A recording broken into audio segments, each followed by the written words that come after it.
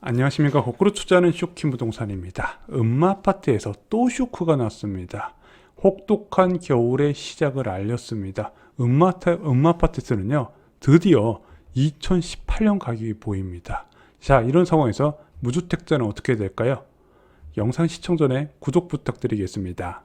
음마아파트 시세가 다시 추락했습니다. 4,424세대 대한민국을 대표하는 재건축 아파트 단지 음마아파트가요, 31평 기준으로 18억 1천까지 빠졌습니다.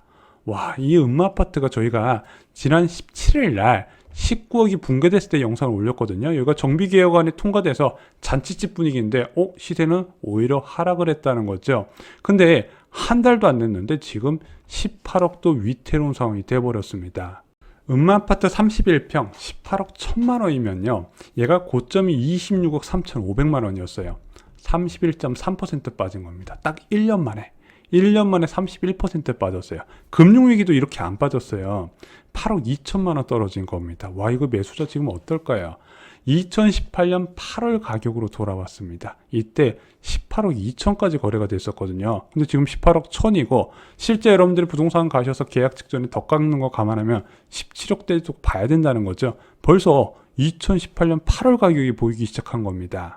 근데 음마아파트가요, 11월 달 중에 좀 반등이 있었어요. 아시다시피 이번 12월 1일부터 규제지역의 LTV가 50%로 단일화되고, 그동안 적용됐었던 투기과열지구의 15억 초과주택 주담대 금지가 풀리게 돼요. 그러면은 음마아파트도 그렇고 잠실지역도 그렇고 강남 서초지역 다 대출받고 집을 살 수가 있거든요.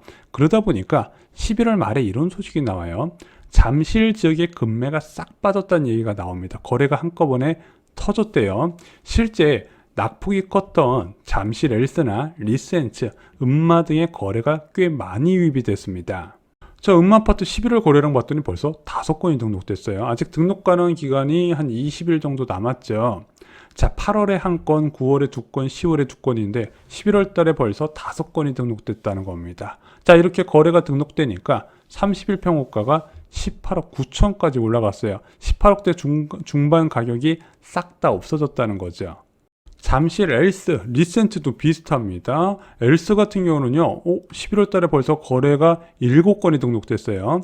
국민평수 기준으로 19억에서 20억 2천만 원 사이에 거래가 집중이 됐습니다. 19억대 매물 지금 다 사라졌어요. 지금 찾아보면 제일 저렴한 게 20억대 매물입니다. 리센츠도요, 11월 달에 거래가 4건이 터졌고 12월 달에도 1건이 등록됐습니다. 대부분 20억 내외에서 거래가 됐습니다. 근데 제가요, 단기 시장 흐름을 살펴볼 때 체크하는 것이 3가지가 있어요. 첫 번째, 전세 시세가 오르고 있냐 떨어지고 있냐. 두 번째, 대출금리가 오르고 있냐 떨어지고 있냐.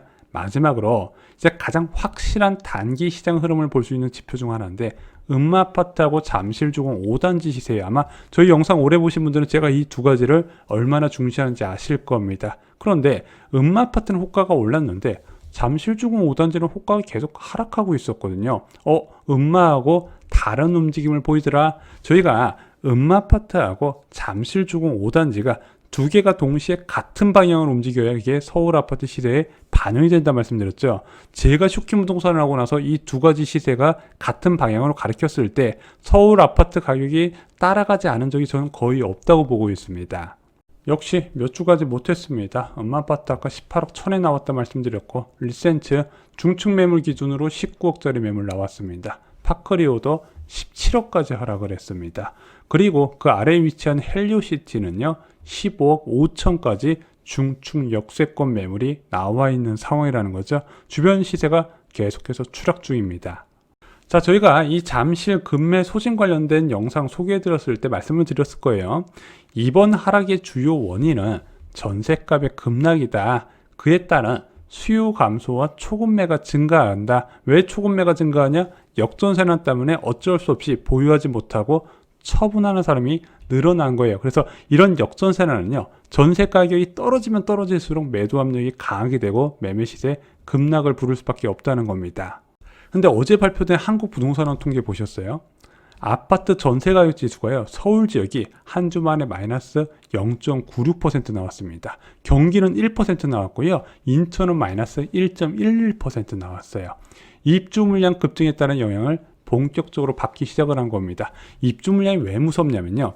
그 아파트에 내 집에 들어가든 아니면 전세로 들어가든 일단은 이동이 발생하게 되잖아요. 예를 들어 개포 지역에 3,000호의 아파트 들어간다. 새로 입주한다. 그러면은 어딘가 살고 있던 사람들이 이쪽으로 들어가게 되면 들어가는 과정에서 기존 주택이 공실이 발생을 하게 된다는 겁니다. 그럼 그 공실이 발생하지 않기 위해서 다음 세입자를 구해야 되는데 그 과정에서 추가 전세 급락이 생기고 매매가 폭락으로 연결이 된다는 거예요. 그래서 원래 1월, 2월 달은 위험한 시기예요. 올림픽파크 포레온도요 안 좋은 영향을 주게 될 겁니다. 지금 84 D타입하고 E타입 같은 경우는요 2순위 접수에서도 모집 호수의 6배수를 못 채웠어요. 그래서 미계약 물량이 생각보다 많이 나올 수 있겠구나, 지금 누구나 예상이 가능하거든요. 근데 이 84 D타입, E타입 분양가가 얼마죠?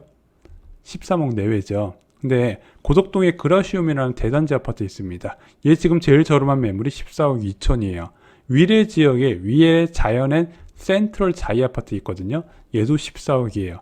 고덕동하고 위례가 분양 둔촌중공보다 1억 원이 더 비쌉니다. 그럼 여러분들 어떻게 보실래요? 네가 그 가격이 맞아? 이런 생각을 하실 수 있겠죠. 그래서 역대 가장 추운 겨울이 정말로 시작됐습니다. 지금 실질 기준금리가 4.25%, 4.5% 수준이라고 말씀드렸어요. 그것을 반영한 대출금리와 예금금리가 있기 때문에 부동산 시장으로 돈이 못 들어오는 환경이다. 여기에 0.5% 기준금리에 체결된 전세계약 만기가 다가왔고 5월까지 한시적으로 적용되는 양도세 중과 유예까지 맞물렸습니다. 이 상황에서 입주 물량까지 쏟아지는데 둔촌중공하고 장이 4구역에 미계약 물량까지 같이 추가가 된 거야. 안 그래도 악재 많은데 여기에 추가 악재가 나왔다는 거죠. 솔직히 이런 상황에서 내년에 집 사면 이런 소리 들을 겁니다. 지금 집을 산다고 제정신이야? 진짜 상황이 많이 바뀌었죠. 제가 딱 1년 전 기사 보여드릴까요? 하루아침에 벼락거지, 무주택자들의 우울한 연말, 이런 기사 진짜 많았거든요. 근데 이때는 왜 집 안 사냐 소리 들었는데 지금은 집 사면 바보란 얘기를 듣고 있습니다. 1년 만에 상황이 그렇게 바뀐 거예요. 특히 이번 둔촌중공 분양 소식을 듣고요. 블로그에 질문하신 분이 많이 계셨어요. 2023년 3월에 전세 만기입니다. 둔촌중공 미계약이 나오는 상황에서 이거 내 집 마련해야 되는 건 맞아요? 좀 제가 다르게 답변을 드리겠습니다. 만약에 이번에 전세를 연장하시면 어떻게 될까요? 자, 이번에 전세 계약을 하시면은 다음 텀인 2025년 3월에 내 집 마련 시기와 한번 비교를 해보겠습니다. 현재는 실질 기준금리 4.5%가 나왔습니다. 3.25%의 기준금리에 유동성 부족 프리미엄이 반영이 된 결과죠. 그런데 2025년 3월의 기준금리는 어떨까요?